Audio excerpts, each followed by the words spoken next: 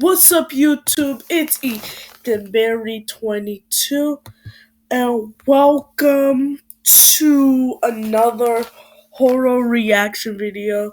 Y'all really be liking these horror reaction videos. So today it's not being true this time. It's being unbelievable. 3 this time. Every scary video we react is 3. Now, this might be a long episode because this is only 24 minutes and 25 seconds, so this might be a pretty long episode. So if you're new here, how has you been? If you've been to New York, Orlando, anything like that, I'm proud of you. I've been to New York one time. That place is fire. Anyway, so today we're going to be reacting to 3 of the most unbelievable Snapchat stories anime. All 3 of them.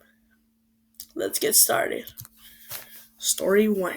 I was waiting for the bus home when I received a notification. It was a Snapchat request. The name read Mr. Cutthroat. Pretty unusual, right? But nowadays, in social media, everyone likes to be a little crazy.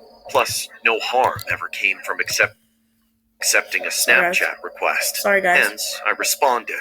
Within minutes of adding Mr. Cutthroat to my Snapchat, I started getting even more texts. Mr. Cut?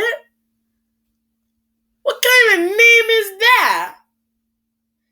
And you see there's a knife and his face is mad and smiling. You automatically know you gotta ban him or delete him. Whatever you do when you're on Snapchat.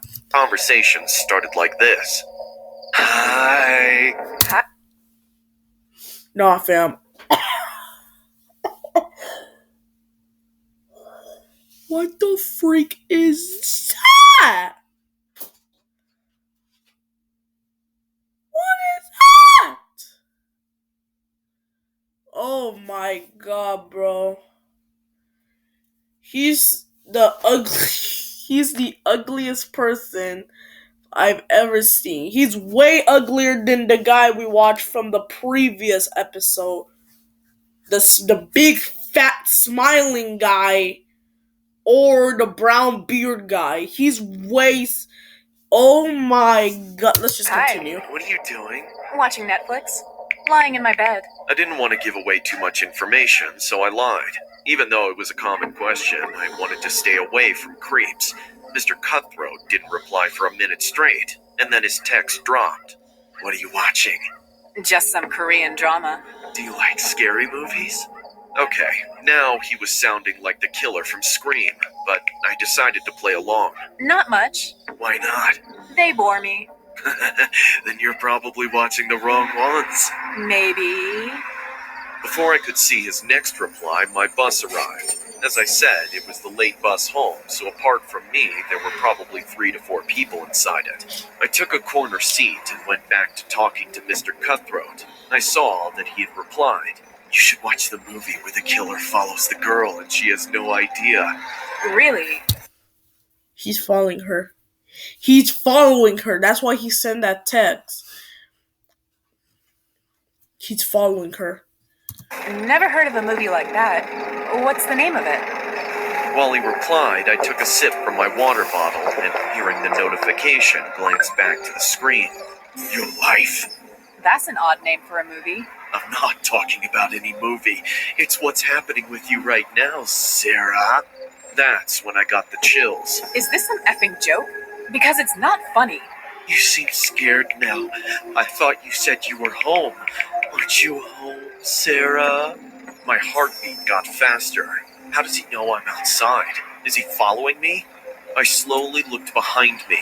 An old creepy woman was staring out the window, and beside her sat this man. His face was covered by a baseball cap, giving the impression he was sleeping. While texting Mr. Cutthroat, I watched him to see if he is somehow involved in these texts. No, I'm home. I don't know why you said it. From the corner of my eye, I noticed him as I sent the text. No, it's not him.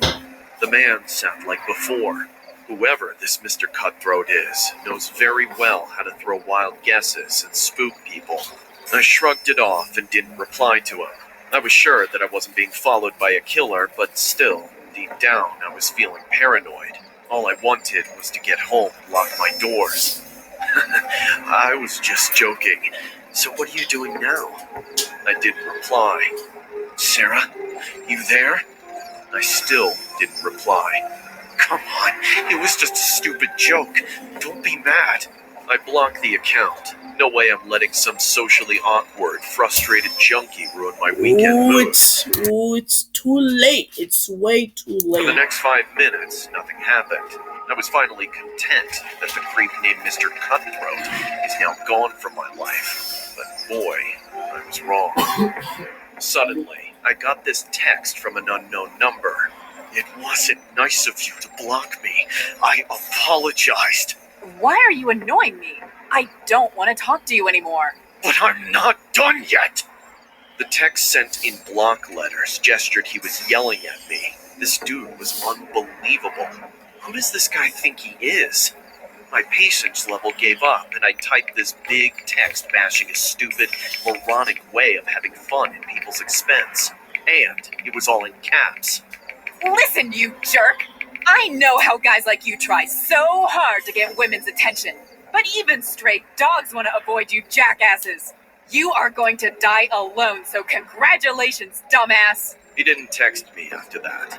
The bus driver called out for my stop. I got down with an ease that this chapter with the crazy Snapchat stalker is done. I don't think I would stop The right streets were there. empty. Nah, fam. Oh, I'm gonna be like, can I get another ride to the city? And eerily silenced. I could hear my stilettos making a sound that echoed around the block.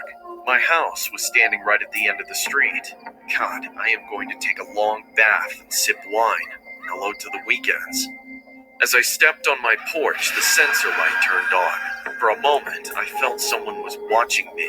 I quickly turned around. It was only a raccoon scavenging the big dumpster on the Okay. opposite side of the road. Huh. Silly me. I unlocked the door and finally got in. I feel strange about this house. This could be the guy's house. I'm not sure. Is it her house or Once the I guy's locked- house? I am not sure. Plus, was it even that light randomly open when you come home? Yeah, that happened to me. Yeah, I think that's her house. I'm not sure. From inside, I felt safe. I don't know why I was feeling scared. I still feel scared when I'm inside my house. Now, I still feel scared when I'm still inside my house. Someone can just run up and cha-cha! Standing outside.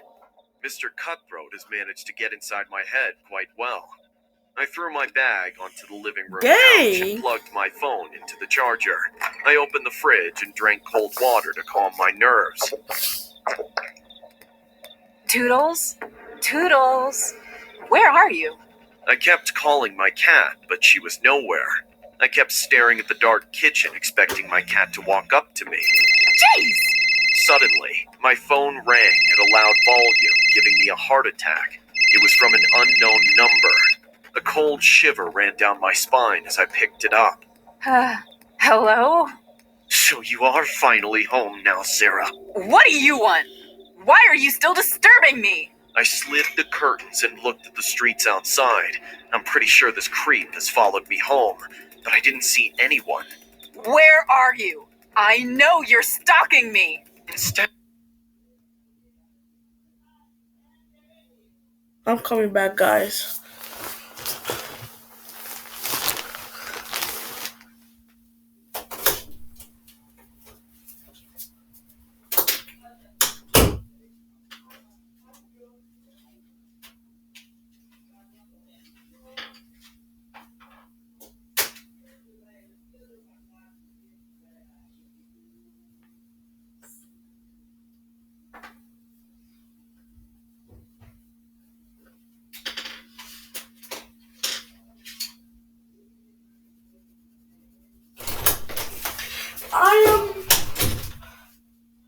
Hold up.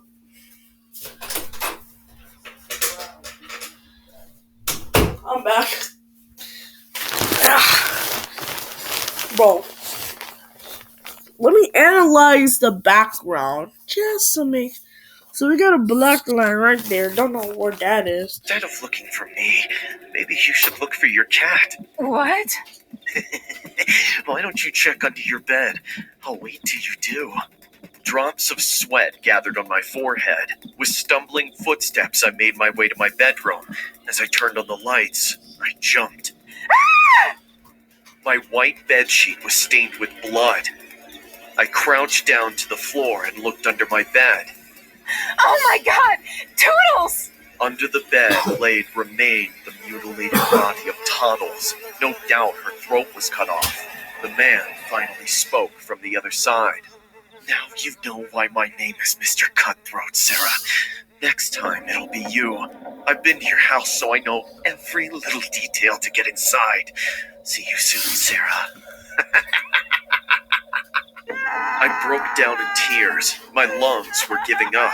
It was getting so difficult to breathe, but still, I managed to call 911. I told them everything while panting for air. The cops came and searched my house. They took my dead cat away, and I ended up in medical care for 3 days. Once I got discharged, I went back to the house, but not alone this time. I had my brother with me. He brought a gun and helped me pack. Within 24 hours, I moved out to my mom's house. My house is now rented to this couple who are both cops. I live in the same house as my mom. I don't know when I'll be able to live indecently again. I've changed my number and every little detail related to my social media. This is my advice to all the people out there who are often trusting random strangers on social media. Don't accept people you don't know! Do you think you can find... Okay. He killed. I might be copying Corey Kenshin, but that dude samurai sliced that cat's throat. That dude just samurai sliced that cat's throat. Shout out to Corey Kenshin. Oh my goodness. Dang. Corey Kenshin is my favorite YouTuber. Find love on a social network? Many of the people I talk to tell me yes, but others disagree. I don't really have an answer, but I'll be honest. After what I experienced that night, I really don't want to try. It all started the day a girl added me on Snapchat. Her name was Cheryl.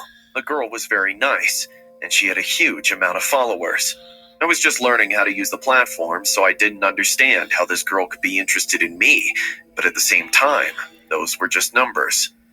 Over time, I started to become more active on the platform and began to attract Cheryl's attention. She would like my photos, and over time, we started talking to each other. When I would talk to her, I would realize why she had added me before. Despite her huge number of followers, the girl was simple and authentic. 82 subscribers? That's crazy. Hey, alright. She wasn't interested in being famous at all. She just liked the idea of connecting with people. She sent me pictures of herself all the time, and I did the same. We talked all day and knew everything about each other. After 3 months, we were almost in a relationship, but as I was getting ready to take her out to a movie, something weird happened. One day, she sent me a selfie while she was cooking, but behind her disinterested smile, something caught my attention. Hey, Cheryl? Did you invite someone to your house? What? No. What? Oh my god. Oh my god. I'm about to slam my computer. If I slam it, I might end the recording. Oh my god. Oh my god. Oh my god. Ow. Who is that? Who is that? Who is that? Who? Oh, he's about to cook you, girl. She like you're cooking that mashed potatoes, beef jerky, pancakes, and burgers. Behind her. I saw Cheryl's selfie again, and I was very confused. From the kitchen, you could see her room, and it looked like there was a silhouette staring from it, looking at her from the darkness. Listen, I don't want to alarm you, but look at your picture. Doesn't it look like there's someone in your room? Cheryl took a few seconds to answer me. I'm sure she was checking the picture. OMG. I think it's a piece of furniture, but it looks scary. I don't know if I want to go check it out. Are you sure that's a piece of furniture? Maybe you should call the police. Cheryl didn't answer me for a while, so much so that I started to worry. Hey, are you there? You're worrying me. Here I am. I just walked into my room, and it was just a piece of furniture. Although I must admit that I'm very scared. The piece of furniture doesn't look that much like the silhouette in the picture. When I saw the picture, I was confused. It could be a trick of the light, but I wasn't sure. I don't know. Nah, that's a human right there. That does not look like a furniture. It got arms, legs, even got an ugly face. Nah, fam, that's not a furniture. That's something else. It could be a trick of the light, but I wasn't sure. I don't know. I just checked the house. I'm definitely alone. Well, I'm more relaxed, but be careful. After that, Cheryl kept cooking, and we didn't bring up that topic again. Unfortunately, this would not last long. The next day, as soon as Cheryl came back from work, she told me she was back home safely and sent me a selfie of herself smiling. Oh my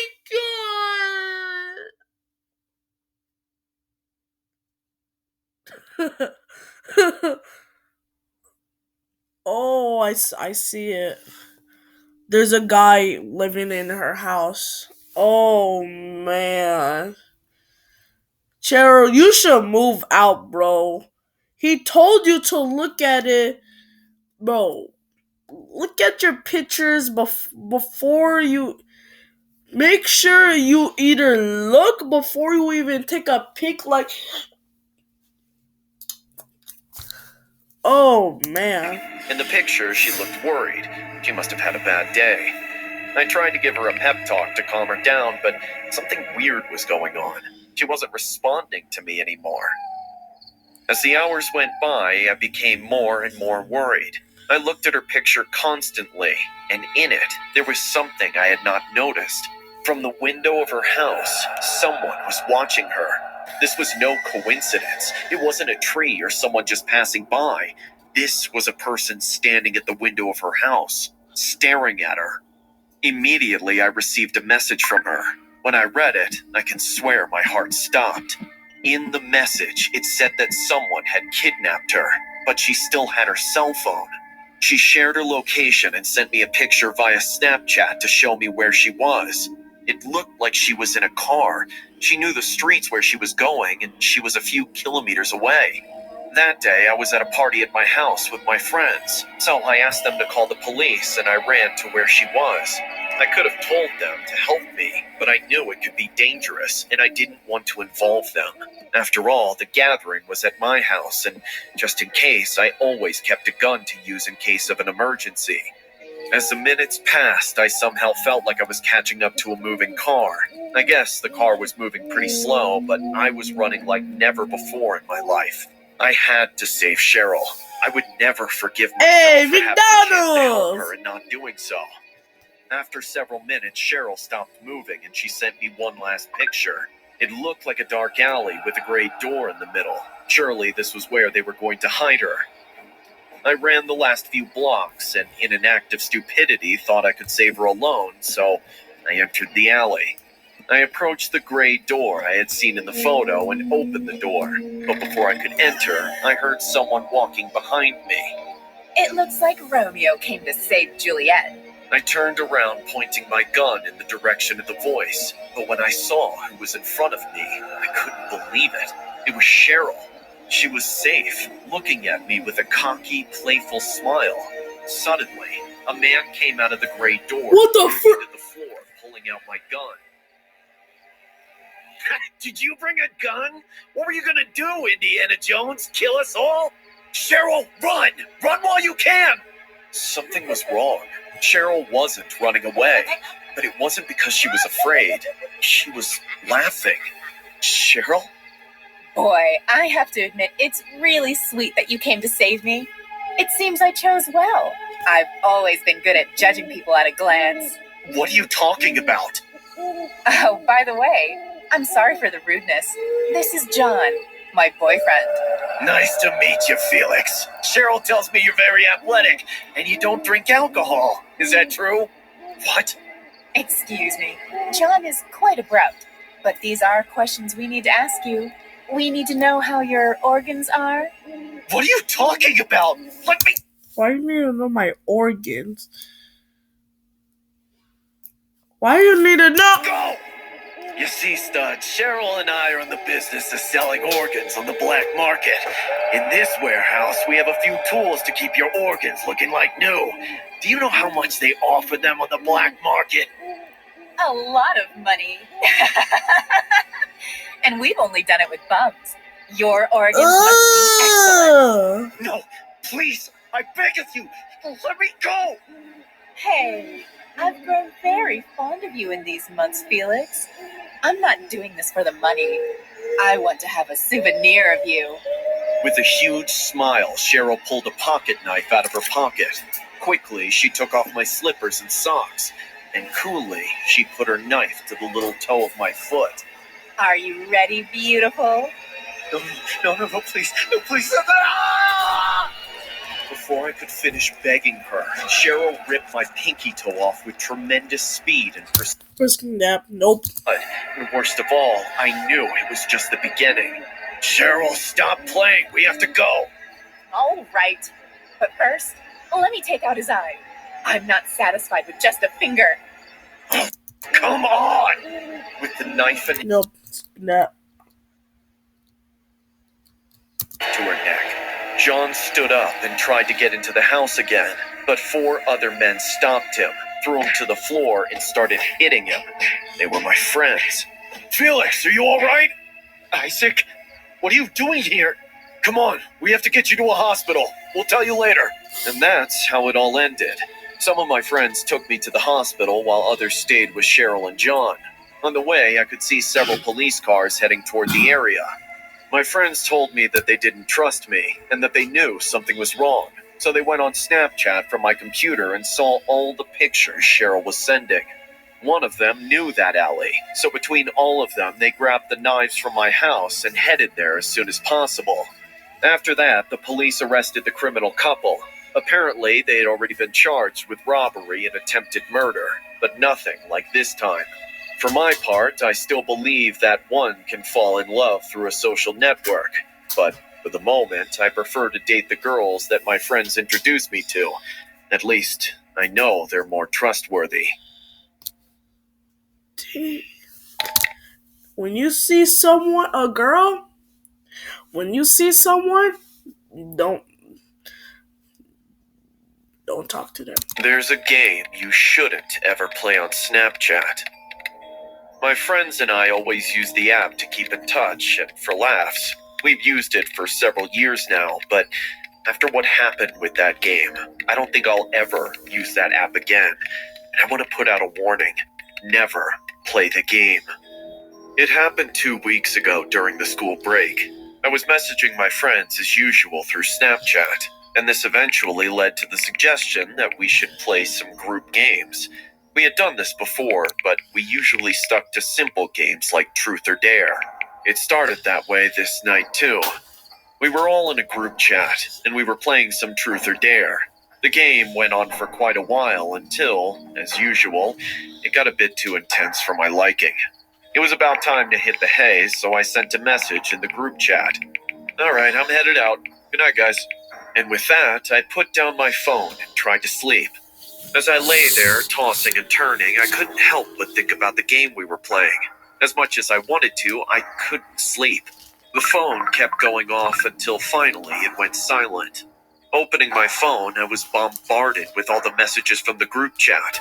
I read through it to see that my other friend, Nathan, had disconnected as well. and our two final friends had gone to their DMs to play some new game. Dude, have you seen this new game on Snapchat? It's called 3 in a Row. Who wants to play?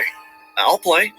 Those were the last messages of the group chat, so I sighed and began to type. How's the game going? I waited for a few minutes, but there wasn't any reply. I figured they were too engrossed in the game to reply, so I decided to go back to sleep. The next day, I woke up to a voicemail from Nathan. I quickly played it as I got out of bed. Hey, have you seen Snapchat? Tyler and Ryan haven't been answering all morning.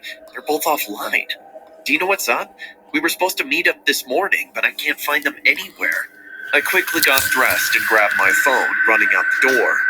Nathan lived just a few blocks away, so I figured I could swing by his place on the way to school. As soon as I arrived at Nathan's house, I could tell something was wrong. Nathan greeted me at the door with a worried look on his face. What's wrong? It's Snapchat. I can't find Tyler or Ryan anywhere, and their phones are both turned off. I've been trying to call and text them all morning, but there's no answer. And they were supposed to meet me at my house a few hours ago, but they never showed up. I tried to call and text Tyler and Ryan myself, but there was still no answer. We noticed, however, that Ryan's Snapchat location wasn't showing up at his house. Instead, his location was last seen near the canal, a usual hangout for us. Why, they're probably hanging out without us. And with that, we headed to the canal. When we arrived, however, we found no sign of Tyler or Ryan. We did, however, find their phones. Both of the phones were lying under the bridge. As we approached the phones, I noticed that both of the screens were on. On Tyler's phone was a Snapchat notification. When I opened it, I saw that he had recently added a new friend. The username was 3. What the heck is this? I opened the app to see that 3 had sent a snap to Tyler, but it had expired, and I couldn't view it. I tried to view it again, but the snap had disappeared. Send them a message. Maybe they know where Tyler and Ryan are. I typed out a quick message and hit send. A few seconds later, I received a reply. It was a snap, and I clicked open. The snap was of a dark room. I could barely make out 2 figures in the corner. Although I could barely make them out, they looked like Tyler and Ryan. The caption of the photo was simple: play the game. Before I could reply, the snap expired, and 3's username disappeared. I tried to search for the user, but they had vanished. And then suddenly I heard my phone ding. Pulling it out, I saw a notification for a new Snapchat game that had been added, 3 in a row. And as bad of a decision as it was thinking back, I clicked it. Suddenly, the world around me went black. I couldn't see anything, but I heard Nathan's panicked voice next to me. What the heck is going on? Where are we? I don't know, dude. As soon as I said those words, I heard a door slam shut behind us. I turned around to see a dark figure standing in front of us. Whatever the figure was, though, it had long, skinny legs twice the length of its body. What the frick is that? Glowing red eyes. The only thing remotely human about it was its arms, which ended in sharp claws. Although I couldn't see its face, I could see the glint. I'm done. Nope. I'm done. I'm done. What? This is the ugliest woman I've ever seen.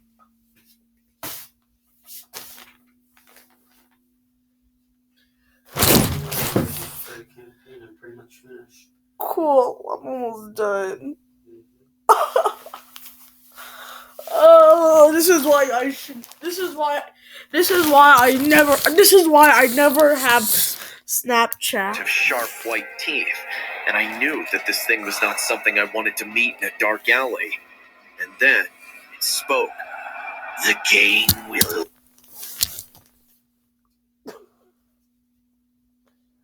Why do you sound like a guy? Why? Why? Last till the hangman's done. Lose and die. Win for fun. And with those words, the figure vanished into thin air. I heard Nathan whimpering next to me, but I too was paralyzed with fear to move. Suddenly, I saw a board appear in front of us. It was a simple The board hell? of tic-tac-toe, and the voice of the creature echoed through the air. There can only be one winner. Now play. I realized what it wanted. It wanted us to play against each other. I looked over at Nathan and could see the fear in his eyes, but I didn't see any other way out of this, so I made my move. I drew an X on the board, and then it was Nathan's turn. It went on for quite a while, each of us moving. We could hear movement around us, and every once in a while we saw the red eyes flash. But every time we ended in a tie, we had to play again, and nothing happened. Finally, however, Nathan slipped up and I won. As I did, I saw the red eyes appear above Nathan's head. You lose, Hangman. And with a gruesome crunch, the Nope. Skip all that. anonymously so that nobody knows who I am. I don't want to be associated with what happened that night. But just know, YouTube, I'm so sorry. Please. Please.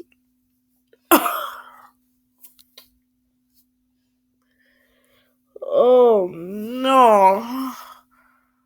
Oh boy. No. Oh hell no. I had to skip that. That was. you should never play 3 in a row. Dang. Alright, you guys, we're gonna end it here. That was a lot. That was pretty interesting. That was pretty weird. Not gonna lie. Um, if you guys enjoyed, please smash that like button. And I'm about to go drink some water. That woman that appeared, that's gonna be in my mind for about 2 days. Maybe, I'm not sure. But if you guys look at this. If you guys enjoy, please smash that like button. I love you guys. I'll see you guys in the next one.